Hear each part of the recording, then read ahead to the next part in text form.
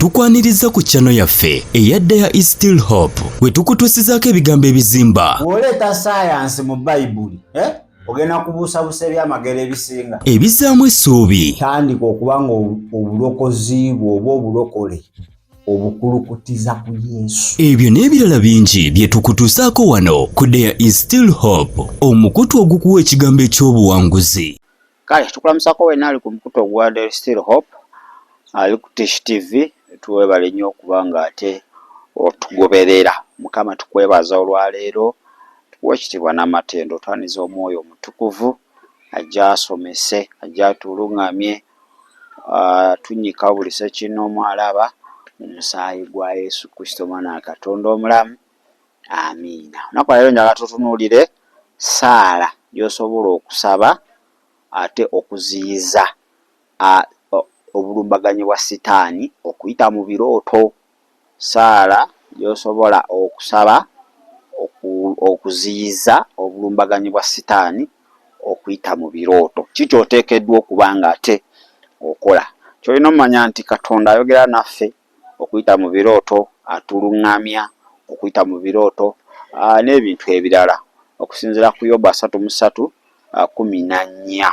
So bantu bangi musobola okwerwanako emisana n'osaba n'okola ki, naye ate wekituuka ku bulumbaganyi bw'omwoyo mu nsi ey'ebirooto, bangi tukubibwa, bituwangula.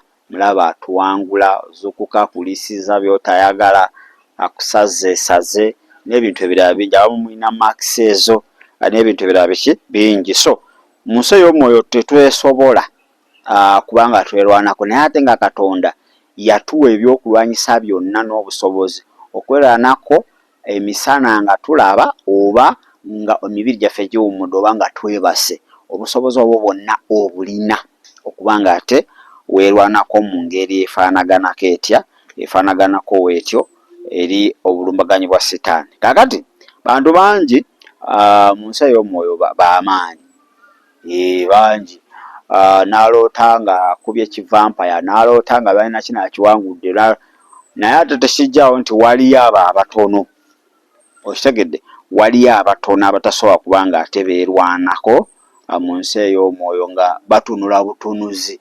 Omulabe n'aloota nga omulabe amulumbye, omulabe n'akola buli kyayagala, oli n'azuukuka nga bamukubye teyazizzaayoko wadde, bamufumise, bamusaze maaka, naye nga tewabadde wadde n'okwerwanako. So nga munafu nnyo ddala ddala ate mu nsi eyaki, mu nsi ey'omwoyo. Kaakati njala tutunuulire engeri ezo. Kati Sitaani akozeseza nnyo advantage okuba nga atulumba okuyita nga twebase oba mu birooto. In fact yeyo engeri ennyangu ennyo omulabe gy'akozesezza okuba nga asiga eŋŋaano ye etali ya bwakatonda. Jjukira Yesu yagamba nti omubi yajja ekiro n'asiga eŋŋaano. Abantu abasinga ebintu byonna Sitaani byatutuusizaako, attack ezo zitera kujja mu kirooto nga tosobola kwerwanako, owummudde, n'akola buli vulugu ye gwakola ki, gwayagala. Kaakati ekisookera ddala olina okuba nga you strengthen and energize the soul. Okitegedde nti omuntu ow'omunda olina okuba nga omwongera amaanyi, olina okuba nga omubusitinga, ng'okola ebyo ebimwongera amaanyi, ebirwokyawo ekibi. Sibeera ku kigambo kya Katonda buli ssaawa. Kola ebyo omwoyo omutukuvu byayagala, kasita obikola emmeeme eyo oba ogyongedde ki, amaanyi. Ekyokubiri nti nga we tulabirira omuntu waffe ow'okungulu ono, kera n'onaaba, emisana n'onaaba, ekiro n'onaaba, n'ozuukuka ekiro n'onaaba, breakfast n'omuwa, lunch n'omuwa, supper n'omuwa ka fruits, n'omuwa omuyembe, n'omuwa kino, buli akayitawo n'olanga kalungi ng'omubiri oguwa ne gunyirira guti. Era ogugo gunyirira bakulaba olina osagambiza. Naye omuntu ow'omunda mukovu nnyo kuba talya. Nja kusoma Jude 1:2. Kati nga olabirira omuntu ow'omunda n'oyagala abeere bulungi, the same way gy'olina okuba ng'olabiriramu nga olabira omuntu w'okungulu oyo n'olabayo akagoye akalungi noga kano kajja munyumira kano kajja mukolera. It's the same way gy'olina okuba nga olabiriramu omuntu wowaki omuntu wow'omunda.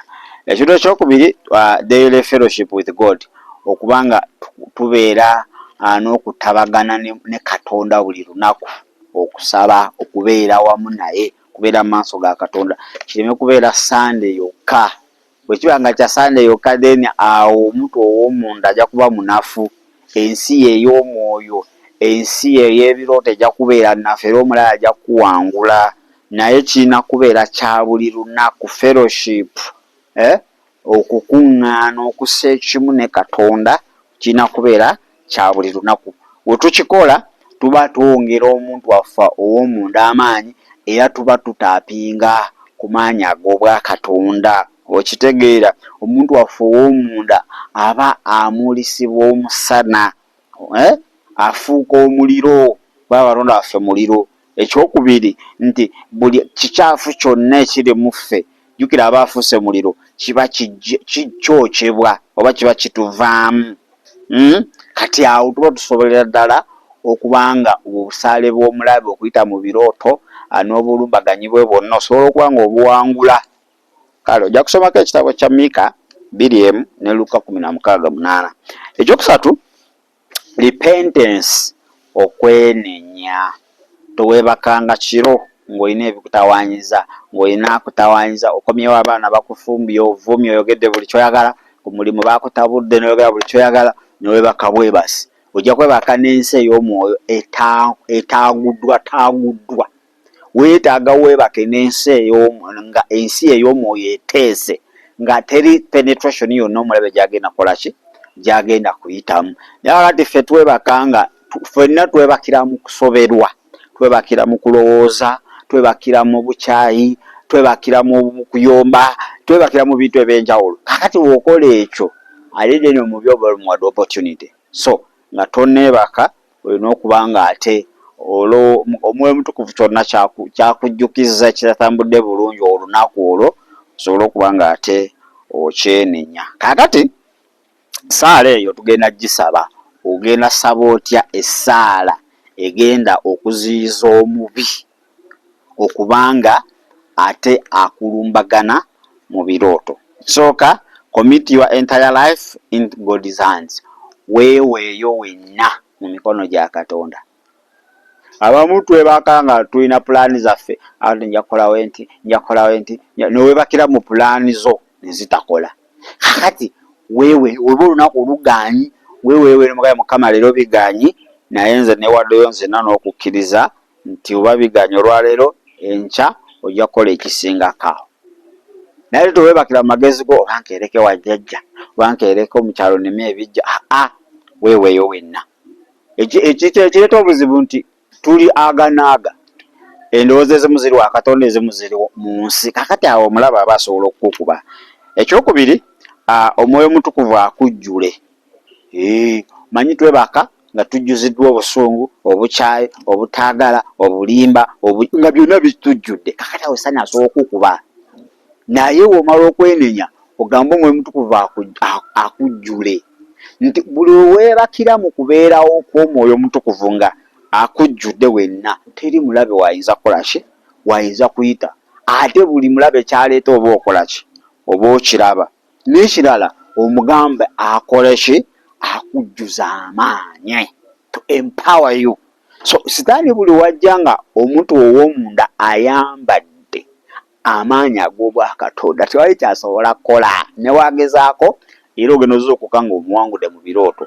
Naye kakati sitaani agenda okujja nga ffenna tuli banafu, tetulina maanyi ga Katonda, tulina maanyi ga ebijanjaalo, emiwogo, emimmonde, empunga zetwalidde ekiro nga zetwebakiddemu mwaga amaanyi. Kati agamanyi gakawo nga tusobola kugaleeta mu nsi yammwe, otyobala akusabula. Olina okuba nga oyambaziddwa amaanyi ag'Omwoyo Omutukuvu. Ekirala nti omusaayi gwa Yesu gukubikke. Mulina bulangiti ennungi, mulina amayumba amalungi, mulina abasikaali, mulina kamera, mulina bulletproof, birungi nnyo. Naye ate ekisinga byonna omusaayi gwa Kristo, kubanga gwo guli unpenetratable, teri kintu kyonna kisobola kuguyitamu okuba nga gukubise. Ne bulletproof waliwo essasi esobola okuba nga eriyitamu nga ligisinga amaanyi. So Mukama akuyambe osobole okuba nga weebaka ng'obikkiddwa omusaayi gwa Kristo. Ekirala osabe bamalayika bakwetooloole. Bamalayika gye myoyo egiweereza. Tosaba balaba n'amaaso go ga bulijjo, naye ate osaba Mukama asobolera ddala okwetooloozaako olugo lw'abamalayika ku mulimu gwo ne gy'osula. So waliwo bamalayika ab'ekizikiza bagenda okujja baba bamaze okusangawo ki bamalayika ba Katonda. Ojjukira yali Elijah n'omuddu we nga gabanaye abatulumbye banyamugamba Mukama I think Ssekabaka oba ekisooka, Mukama n'amuggula amaaso omuddu wa Elijah oba Elisha oba Elijah awo n'agenda olaba nga abali ku sayidi yaabwe bangi nnyo n'okusinga abalaba babalumbye. Kakati bamalayika gy'emyoyo giweereza, you have to commission them. Noba Mukama n'abasindika asobola okuba nga ate bakukuuma. Ekirala olina okuba nga destroy every form of spiritual weakness in the dreams. Nti olina okuba kati ng'onoonya biki ebireeta spiritual weakness, ebireeta obunafu mu mwoyo, osobole okuba nga obikolako. Wonoobikolako mulaba ajja kuba talina wanafu wanaayitira, ojja kuba nga wenna onywedde. N'ekinaasembayo olutalo lwa Mukama Katonda. Teweebaka ng'ogamba kakati ekyo kyampangudde kyankozeho kiti kale neebake ku luno ngenda kikubawo ente. Ojja kuba amagezi go, ojja kuba oyagala kwerwanira lutalo. Gundi yanyiziza kamukole nedda, olutalo lwa Katonda. Mu byonna omulabe ng'alumbye nga buli kimu kigolokose, olutalo lukwase ku Mukama Katonda. The battle belongs to the Lord. Kale Yesu muwa obulamu bwo, ye method esooka, step esooka, bino bina tubyogedde, naye weetaaga Kristo kubanga yekka yagenda osobola okuwangulira olutalo olwo. Gamba ayi Yesu nkwebaza olwaleero. Sitaani abadde ampangula mu birooto, abadde akola byayagala byonna, naye olwaleero nsazeewo okuwa obulamu bwange obeere omulokozi era mukama waabwo. Saasira obutali butuukirivu bwange, onaze n'omusaayi gwo ntukuze okuyita mu Kristo Yesu omwana wa Katonda omulamu. Amiina era amiina ddala. Kakati bannaffe abali ku TikTok tubadde twogera nti essaala eziyiza omulabe okuba nga akulumba mu birooto. Essaala eziyiza omulabe okuba nga akulumba mu birooto. Bino byoteekeddwa okukola. Ekisooka, strengthen and energize your soul.